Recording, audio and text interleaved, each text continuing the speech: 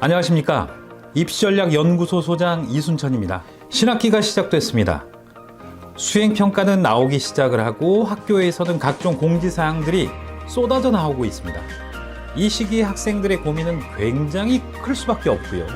또 이런 것들을 지켜보는 부모님들의 고민 또한 클 거라고 생각을 하고 있습니다. 오늘은 이런 학생들, 학부모님들의 고민을 해결해 줄 수 있는 학생부 관리 프로그램에 대해서 설명드리려고 합니다.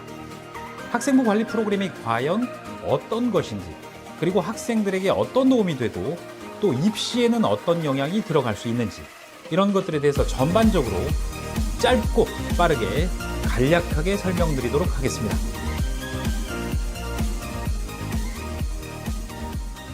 대입에 대해서 먼저 표를 하나 보고 넘어가도록 하겠습니다.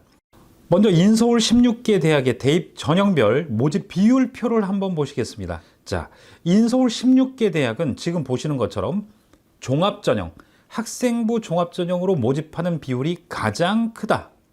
그러니까 부모님들이 흔히 생각하셨을 때 대학은 수시 모집에 내신 성적으로 들어가지 않느냐라고 생각을 하실 건데, 지금 보시는 것처럼 그건 절대 아니다.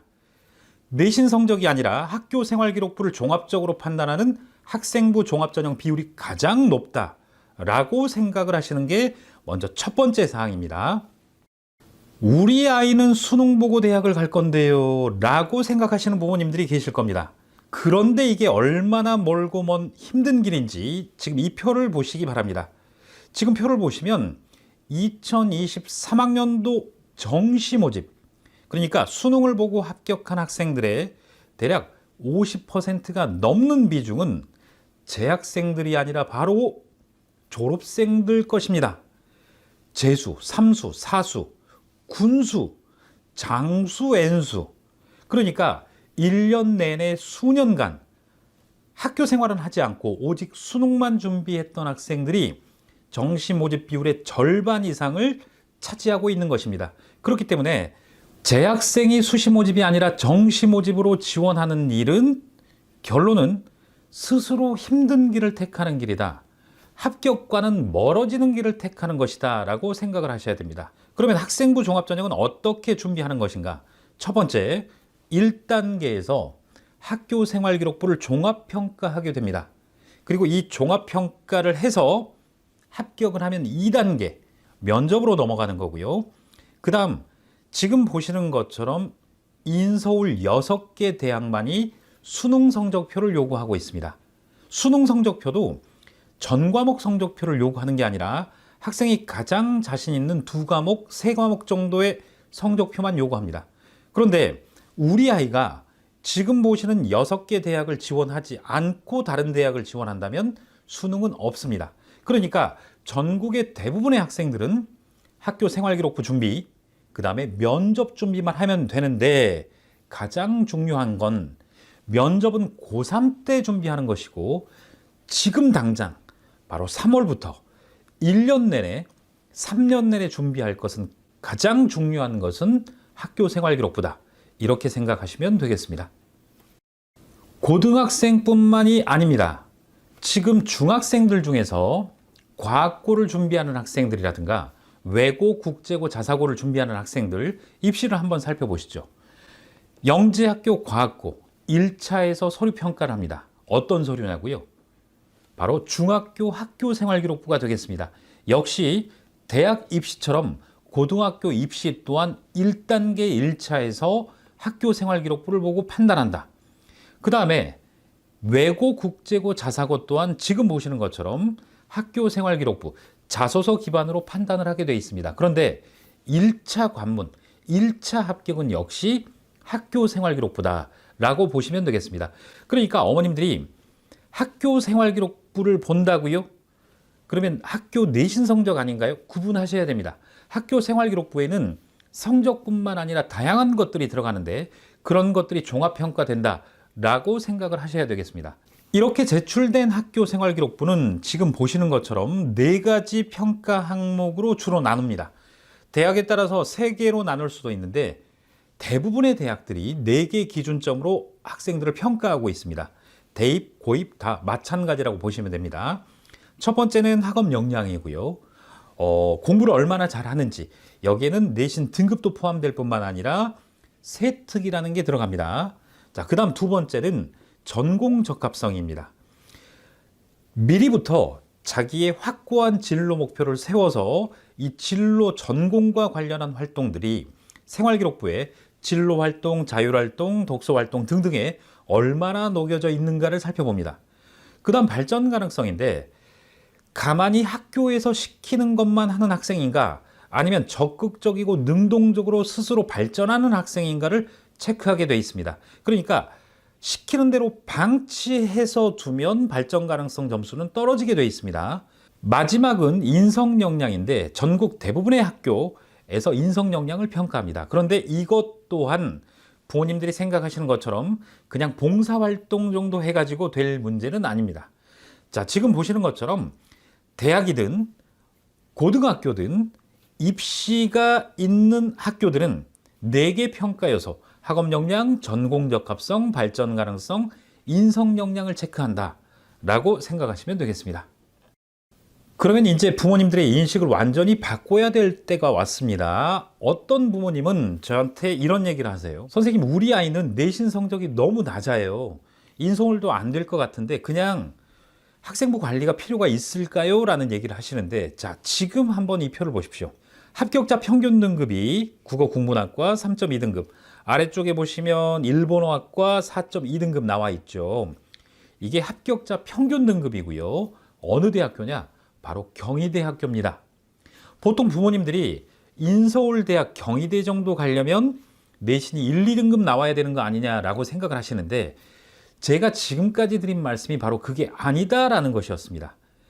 성적으로 뽑는 게 아니라 학생부 종합평가를 하기 때문에 누가 말하는 것처럼 야, 인서울은 몇 등급이 가능해, 이 정도 등급이면 인서울은 할 수가 없어, 이 말은 다 새빨간 거짓말입니다.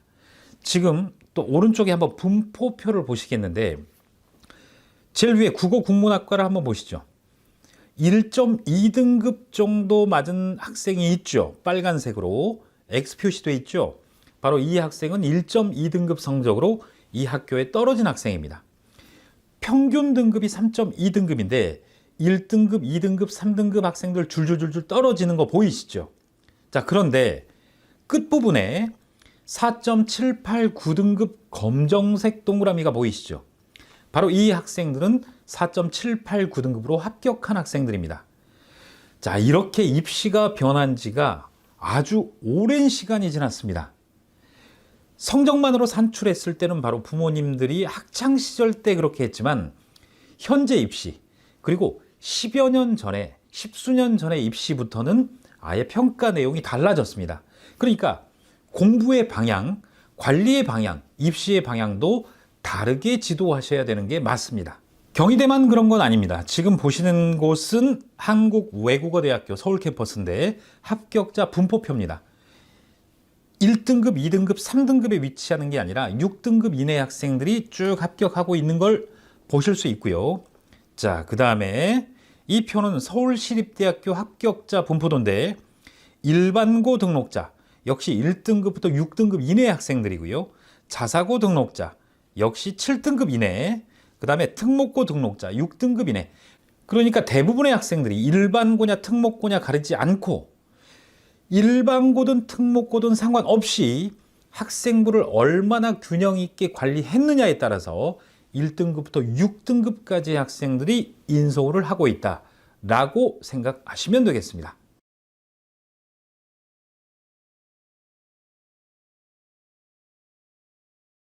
이렇게 중요한 학생부 관리 어떻게 해야 될 것인지에 대해서 이제 구체적으로 설명드리도록 하겠습니다. 학교 생활기록부는 지금 보시는 것처럼 교과 항목과 비교과 항목으로 나눠지는데요.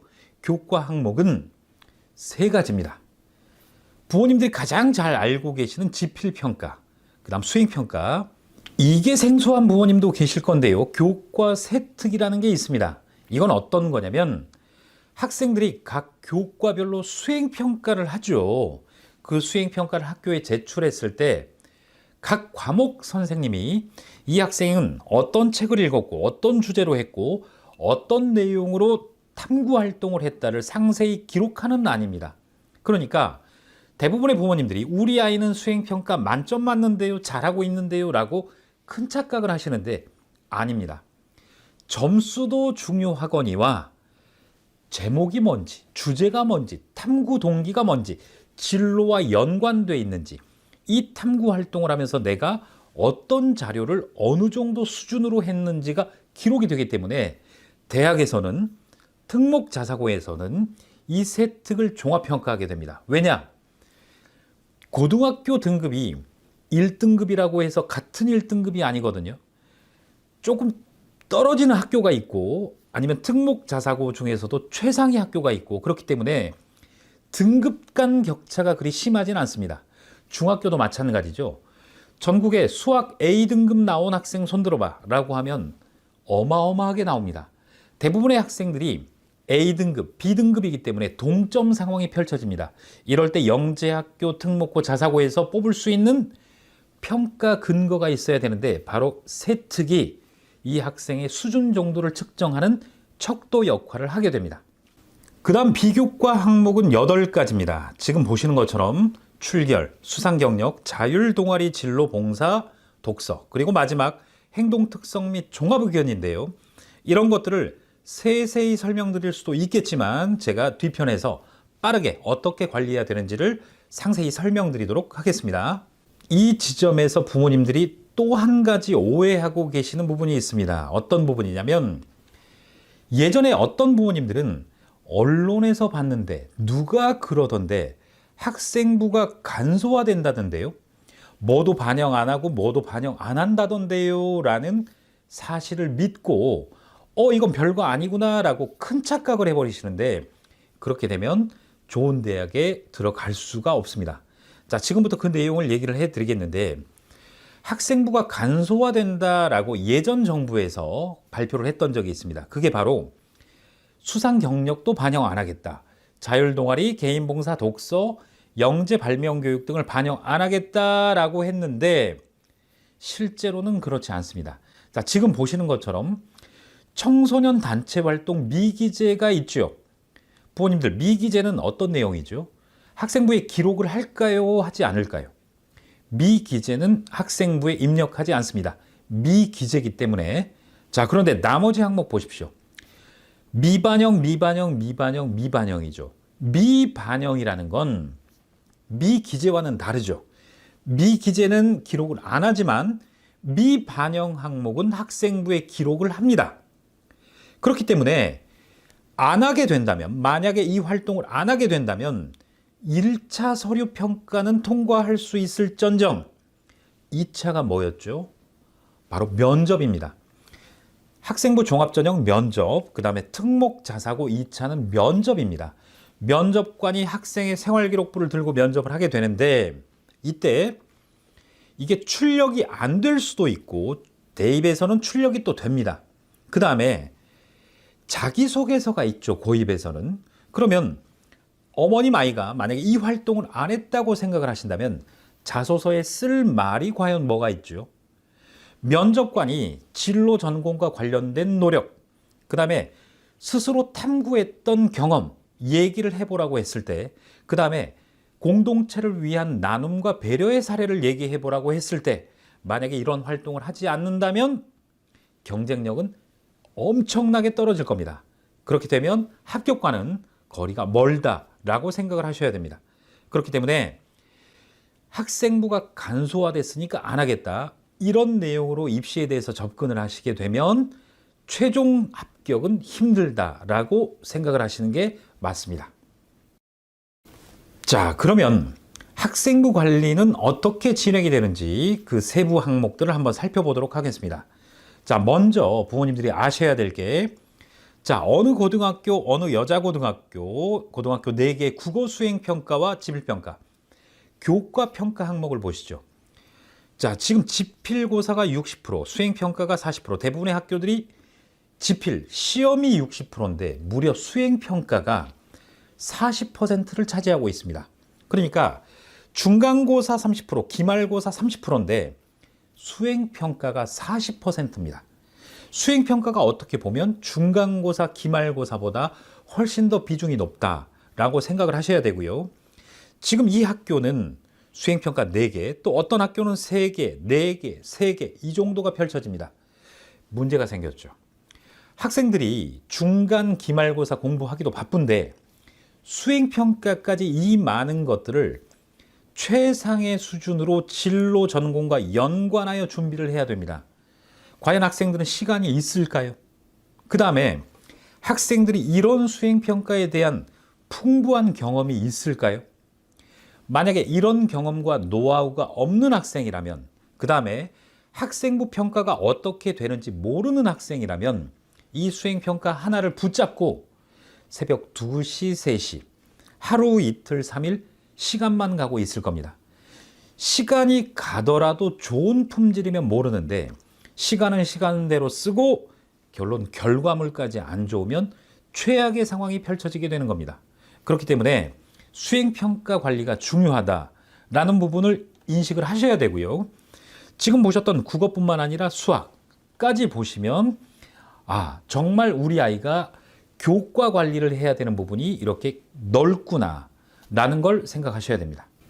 그러면 학생부 관리를 하고 있는 친구들은 어떤 서비스가 제공되느냐? 진로 전공이 생명 분야거나 의학, 약학 분야인 친구들이 수학 탐구 보고서를 써야 되는데 수학과 진로와 어떻게 연관을 시켜야 되죠? 라는 의문을 가질 수 있습니다. 그러면 지금 보시는 바와 같이 방정식을 활용한 혈류 속도 측정과 같은 이와 같은 탐구 보고서를 샘플로 제공을 합니다.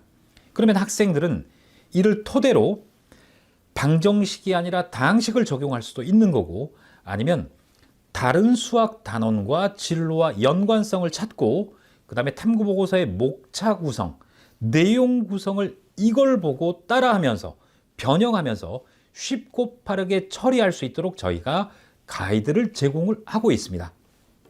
뿐만 아니라 지금 보시는 것처럼 선생님, 경영학이 진로인데 이번에 발표를 해야 되는데 대본이 필요합니다. 이런 건 과연 어떻게 해야 되나요? 라고 얘기를 하면, 자, 왼쪽에는 슬라이드별로 한국어 발표 내용, 이 정도 분량이면 좋아. 오른쪽에는 영어 발표 분량 내용, 이런 자료를 제공함으로써 학생들의 수행평가 처리 품질, 속도가 엄청나게 빨라진다. 뿐만 아니라 독서 감상문 숙제 하나에도 학생들은 많은 고민을 합니다. 바로 책 선정부터요. 그런데 저희는 학생들의 진로 전공에 따라서 지금 보시는 것처럼 학생의 만약에 독서를 어려워한다라고 하면 수준별로 청소년 수준, 그 다음에 지금 보시는 것처럼 대학 전공 수준에 이르기까지 학생 맞춤형으로 다양한 도서를 추천해주고, 그 다음에 그 도서와 관련된 독서 감상문은 어떻게 구성을 해야 될지에 대한 가이드를 전체적으로 제공을 하고 있습니다. 시간을 많이 잡아먹는 것 중에 하나가 또 파워포인트 제작 숙제입니다. 학생들마다 이걸 제작할 수 있는 속도, 미적 감각, 발표 능력들이 천차만별이기 때문에 대단히 어려워하고 있습니다. 그런데 지금 보시는 것처럼 이 정도 수준의 이런 PPT 파일을 참고 용도로 학생들에게 제공을 하고 있습니다. 그러면 이런 것들을 참고해서 목차 구성, 디자인 구성, 제목 배치, 이런 것들을 쉽고 빠르게 학생들은 진행할 수가 있습니다. 그리고 제가 강조드렸던 부분이 수행평가를 제출해서 점수만 갖고 오는 게 아니라 세특이 중요하다고 말씀드렸었습니다. 자, 지금 보시는 것처럼 이런 수행평가나 이런 학급 활동에서 세특에 어떻게 올려야지 가장 좋을 것인지 학생에 따라서 저희가 첨삭 지도를 하고 있습니다. 이 학생의 학업 능력, 전공 능력, 가능성, 인성까지 모두 담길 수 있도록 가이드를 제공하고 첨삭 지도를 통해서 최상의 학생부가 완성되도록 지도를 하고 있습니다. 부모님들로부터 가장 많이 또 받는 상담 중에 하나가 학교에 대한 불만입니다. 저희 학교는 이걸 잘 안 하는 것 같아요. 우리 학교 선생님은 이게 아닌 것 같아요. 라는 말씀을 많이 하시는데 어머님들 아닙니다. 자, 지금 규정을 한번 보시죠. 중학교, 고등학교 공통 규정입니다. 자, 학교생활기록부의 서술형 항목은 교사가 직접 관찰 평가한 내용을 근거로 입력하며 학교생활기록부는 학교 선생님이 입력하시는 게 맞습니다. 그러나 한계가 있죠. 학교 선생님이 학생의 고민, 노력 정도를 모두 관찰할 수가 없습니다. 그래서 교육부에는 이와 같은 규정이 있는 겁니다. 교사 지도하에 학생이 직접 작성한 자료는 활용할 수 있다. 그러니까 선생님, 저는 이런 활동을 하고 싶습니다. 이런 활동을 했습니다. 계획하고 있습니다. 이렇게 했습니다. 라는 등등을 선생님과 사전에 협의하고 상의해서 진행을 할 수가 있는 규정이 이렇게 명시되어 있습니다. 그러면 이 규정에 따라서 학생은 5가지 자료를 낼 수 있습니다. 학생들이 가장 많이 활용하는 자료가 바로 자기평가서입니다. 세특이라든가 학생부 기재 내용이 좀 더 충실했으면 하는 게 바로 부모님들의 바람입니다. 충실하게 하기 위해서는 자기가 이 주제를 왜 선택했는지, 어떤 노력을 했는지, 그리고 느낀 점은 뭔지, 내 전공과 관련해서 어느 정도의 발전이 이루어졌는지를 상담을 하게 되는데, 자, 자기평가서. 학교마다 폼이 있을 수도 있고 없을 수도 있습니다. 이런 것들을 작성해서 학교에 제출할 수 있다라는 규정입니다. 학교 선생님에게 일방적으로 맡기는 것보다 훨씬 더 풍부한 학생부가 작성될 수가 있습니다. 또 하나는 선생님, 저희 학교는 수행평가 개수가 너무 적어서 채우는 게 좀 불가능해요. 학교에서 수행평가가 나왔는데 수준이 높진 않아요. 걱정하지 않으셔도 됩니다. 3번 항목에 수업 산출물이라고 보이시죠? 미적분 원 수업을 듣고 나는 미적분과 전공과 관련하여 추가로 탐구 활동을 하고 싶습니다. 교과목 선생님과 상담해서 수업 산출물을 제출할 수 있습니다. 보고서일 수도 있고 아니면 영상일 수도 있고 다양한 형태로 선생님께 제출할 수가 있게 되어 있습니다. 자, 그리고 소감문 독후감이 있습니다. 그러니까 미국 대학 강의를 청취하고 미적분과 관련하여 아니면 하버드 대학교의 철학 강의를 청취하고 내가 들은 국어 문학 작품과 연계시킨 소감문을 제출할 수도 있는 겁니다. 학교 선생님은 교과목과 관련하여 또는 전공과 관련하여 독서 감상문 숙제를 내주지 않았지만 지금 5번 항목에서 보시는 것처럼 얼마든지 선생님과 협의해서 독후감을 제출할 수 있는 겁니다. 자, 지금 보시는 것만으로도 학교생활기록부가 얼마나 차이가 많이 나겠습니까? 이게 바로 학생부를 관리한 학생과 하지 않는 학생과의 차이점이다 라고 생각하실 수 있습니다. 지금까지 보신 그 규정만 있는 게 아닙니다. 어머님들 혹시 창체활동 들어보셨는지 모르겠는데 자율, 진로, 동아리 활동, 봉사 활동이 있습니다. 자, 여기에도 규정이 또 하나 있습니다. 중고등학교 역시 공통입니다. 자, 자율 탐구 활동입니다. 학생들이 자율적으로 주제 선정부터 보고서 작성까지 전 과정을 수행하는 일련의 활동. 학생들이 자율적으로 보고서를 내는 활동입니다. 이 규정이 있다는 걸 얘기하지 않는 학교가 훨씬 더 많을 겁니다. 그런데 규정이 이렇게 있습니다. 이것뿐만 아닙니다. 부모님들께서는 학교 외부 활동의 생기부에 들어가지 않는다라고 생각을 하시는 분이 많은데, 자, 이것도 그 규정입니다. 교육부 17개 시도교육청 소속기관, 직속기관이 주최 주관한 활동을 했을 경우는 학교 선생님과 미리 상의를 한 후에 학교생활기록부에 기재할 수 있는 규정이 있습니다. 그래서 많은 학생들이 이런 활동에 참가를 하기 전에 선생님과 협의하고 교장 선생님께 승인을 받아서 대회 입상 여부와는 상관없이 동아리 활동이나 자율 활동이나 진로 활동에 이러이러한 활동을 했습니다 라고 많이 기재하고 있는 상황입니다. 지금 보시는 화면이 학교에 전적으로 의존했을 때 또는 그냥 학생에게 맡겨놨을 때 학생부가 이런 식으로 나오게 됩니다. 그런데 오른쪽에 보시면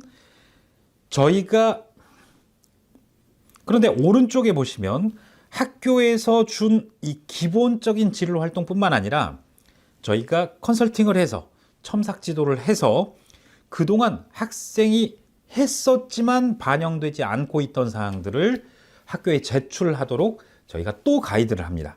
그래서 컨설팅을 받지 않았으면 지금 이렇게 됐을 생기부가 지금 보시는 것처럼 컨설팅 후에는 학생 진로 전공에 맞춰서 굉장히 풍부해졌다라는 걸 보실 수 있습니다.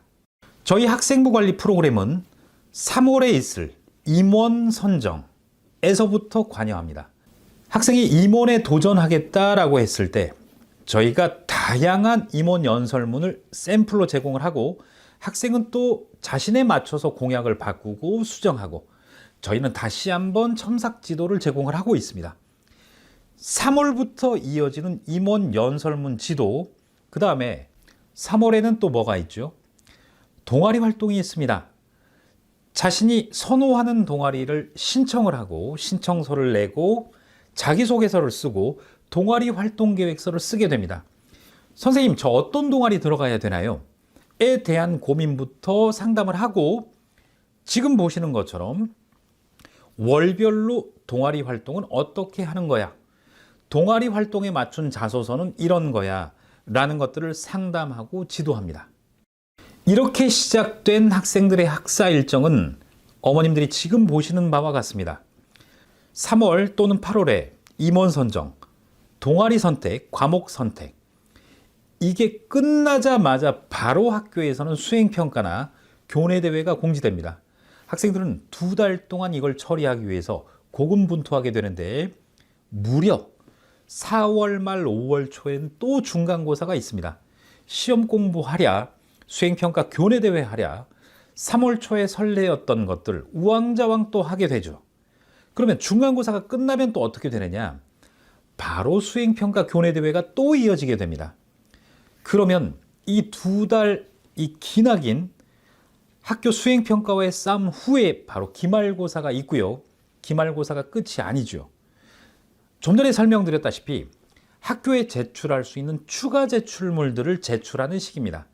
학교 선생님이 말씀하시지 않으셨어도 저희가 지도하는 아이들은 탐구보고서, PPT, 독서 감상문, 자기평가서 등등을 저희는 제출할 수 있도록 사전 지도가 이루어집니다. 그렇게 되면 8월 달 또는 1월 달에 학생부가 한번 정리가 되는 시기가 진행이 됩니다. 이렇게 3월부터 8월까지, 8월부터 1월까지 6개월 단위로 계속해서 학생부는 기재가 되고 관리가 되고 있는 상황입니다. 한 학기가 정리가 되면 대학이 반영하는 보정 점수를 적용해서 학교에서 산출한 내신 등급, 실제 대학 평가에서 반영하는 등급으로 보정한 자료를 제공합니다. 그리고 각 성적별로 상승세인지 또 관리를 해야 되는 과목은 어떤 과목인지에 대한 자세한 분석 리포트를 제공하고 있습니다. 그리고 입시의 가장 중요한 핵심인 학생부 종합평가 리포트를 제공합니다. 학업 역량이 몇 점인지, 전공 적합성, 발전 가능성, 인성 역량이 영역별로 몇 점인지, 어떤 항목 때문에 이게 점수가 올랐고 떨어졌는지를 제공합니다. 이렇게 됐을 때 학생들은 자신의 약점을 살펴볼 수 있고 다음 학기에 이런 부분들을 보완해 갈 수 있도록 최종 컨설팅이 진행이 됩니다. 이 같은 학생부 관리를 통해서 고등학생들은 현재 자신의 위치보다 더 높은 학교에 합격할 수 있게 되고요. 중학생들 같은 경우는 같은 A등급이다 하더라도 지금 본인이 생각한 학교보다 더 높은 고등학교에 합격할 수 있게 됩니다. 이게 바로 학생부 관리의 위력입니다.